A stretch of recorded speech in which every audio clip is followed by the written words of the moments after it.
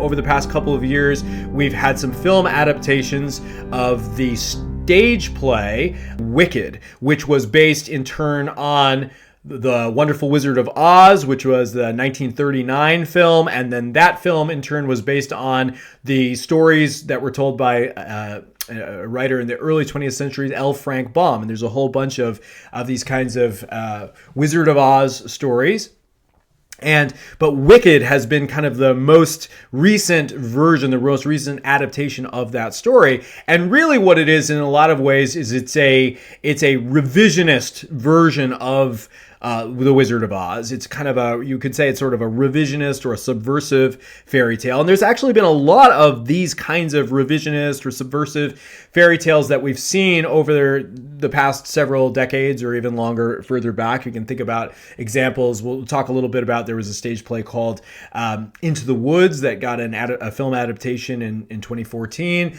There's others as well, even in slightly different genres that are kind of similar, but not exactly fairy tale. Like you have the kind of like gothic horror / fantasy world where you see we've seen the Twilight novels and the Twilight films, which were essentially taking that kind of world of werewolves and vampires and subverting it and kind of turning it on its head. And now, werewolves and vampires are sparkly now, right? They're sparkly and they're attractive and they're, Robert Pattinson. And so there's this kind of this desire to kind of take that sort of story and twist it and pull it and turn it into something that's just a little different. Or you think about the Harry Potter stories and the novels and the wild success with those by J.K. Rowling, and the films as well.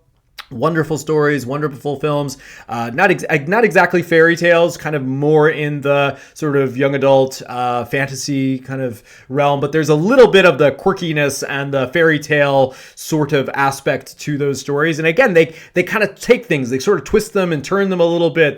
They kind of allow for witches and wizards to be sort of coexisting with one another at the same school, out of which, sort of good wizards and good witches come, and also the evil ones as well. And so the Dark Lord is also a graduate of the same school that Harry Potter goes to. And so there's a little bit of twisting and turning and subversion that goes on there. And so this has been, I think, an attempt by many writers and storytellers to sort of take some of these classic themes and some of these classic styles of storytelling and update them for a modern audience that is not happy with or is not satisfied with this very pure, simple, kind of good versus evil, black and white sort of style of storytelling, but to tell it in a way that admits for more shades of gray and more ambiguity in some of these stories. And as we said, some of these has been very, very successful, and some of them a little bit less so. And when we're thinking about, let's say, like an example of, let's talk about, for example, Into the Woods, right? So there's the story Into the Woods, which was, again, a stage play and then was adapted into a film. There's certain things that this adaptation gets right about fairy tales, which is it gets right. The main thing I would say that it gets right is the title itself, Into the Woods, and the theme of what does it mean to go into the woods.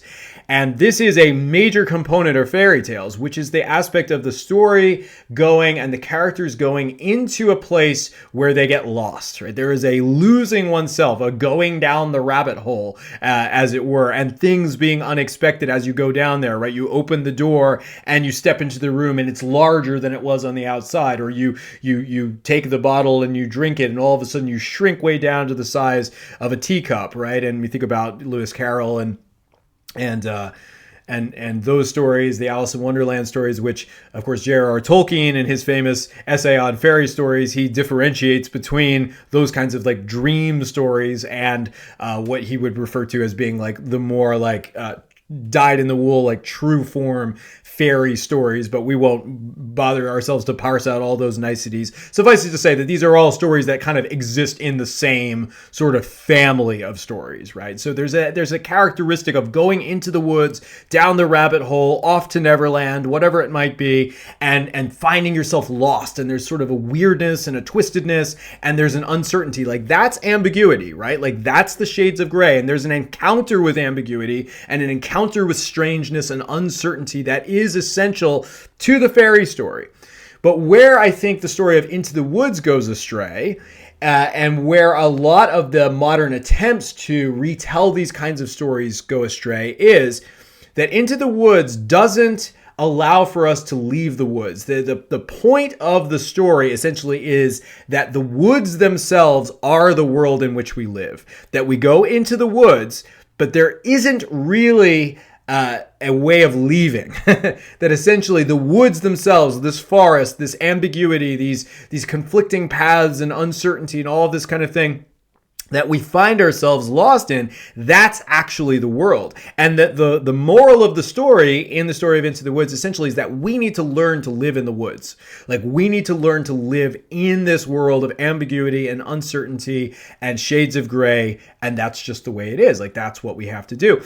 And what I want to say about this is that moral is valuable. Like, that is actually a very valuable moral. That's a very valuable thing to say, and it's a very, very valuable thing to teach. And there are certain kinds of stories that teach that, right? That when we look at the world, it's not black and white, right? Like, it is shades of gray. It is weird. Like, postmodernism doesn't get it wrong. Like, it actually gets it right when we look at the world, and there are different narratives, and there are conflicting viewpoints, and we do need to learn how to coexist and exist in the world with all of this, this space for difference and this space for uncertainty and ambiguity. Like, we need that. We need the kinds of stories that teach that to us. But where I think that the modern storytelling effort goes astray is that we've failed to identify the purpose of certain kinds of stories. And fairy tales have a purpose, and that's not it. Like, that is not the purpose of fairy stories. That could be, those kinds of stories can be told in a lot of other ways, but it's not the fairy tale through which they're to be told. You could take the trappings of a fairy tale and take them and insert them into a different kind of story, and that would be fine. But if you're telling a fairy tale, there needs to be a different point that's being made, because there's a different purpose that is, I think, essential to what a fairy tale is. And it is not to teach us just that everything is shades of gray, because you remember, in the fairy story, in the end, we come out of the woods. We don't learn to live in the woods and exist in the margin and in the shades of gray. Rather, we learn to go into the woods, to learn our lessons, to get lost, to experience, all the horror and all of the wonder and all of the various things. We go to fairyland and we experience all these things, but then we come back, and that there is a way of leaving the woods and coming back, and that there is a way of finding that sort of, that conclusion that brings us to the point where we want to be.